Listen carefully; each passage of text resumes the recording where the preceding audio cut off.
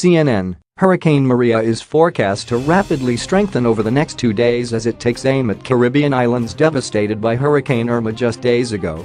The storm is expected to be a major hurricane when it hits the Leeward Islands over the next few days, intensifying to a Category 4 hurricane in 48 hours, according to the National Hurricane Center's latest update. As of Sunday at 11 p.m. Eastern Time, Maria was about 100 miles (165 kilometers) northeast of Barbados and about 210 miles (340 kilometers) east-southeast of Dominica, the center said. It had strengthened into a Category 1 hurricane with winds of 85 miles per hour and is forecast to continue moving toward the eastern Caribbean at 13 miles per hour. Maria continues to strengthen and is expected to be at major hurricane intensity when it affects portions of the Leeward Islands over the next few days, bringing dangerous wind, storm surge and rainfall hazards, that Hurricane Center said. Hurricane Maria is expected to keep strengthening as it heads toward the Caribbean. Maria is one of 3 storms churning in the Atlantic Ocean, but it poses the most danger to the hurricane-battered Caribbean. Maria has prompted a hurricane warning for Martinique, Guadeloupe, Dominica, St. Kitts, Nevis, and Montserrat. A tropical storm warning is in effect for Antigua and Barbuda, Saba, St. Eustatius and St. Lucia.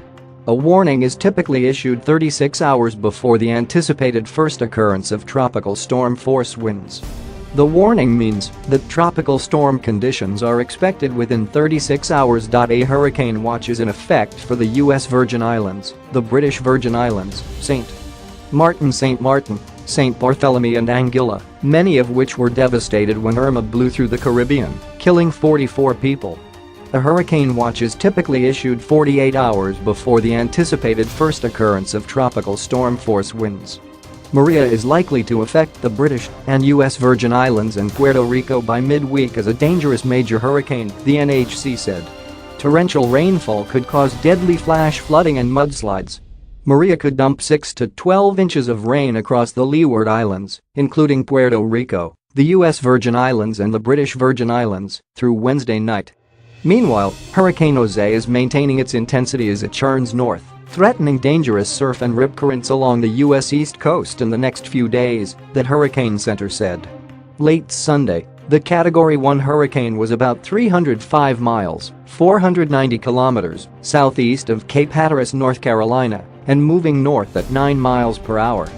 While the center of Jose is expected to stay off from the U.S. East Coast, swells generated by Jose are affecting Bermuda, the Bahamas, and much of the U.S. East Coast, the NHC said.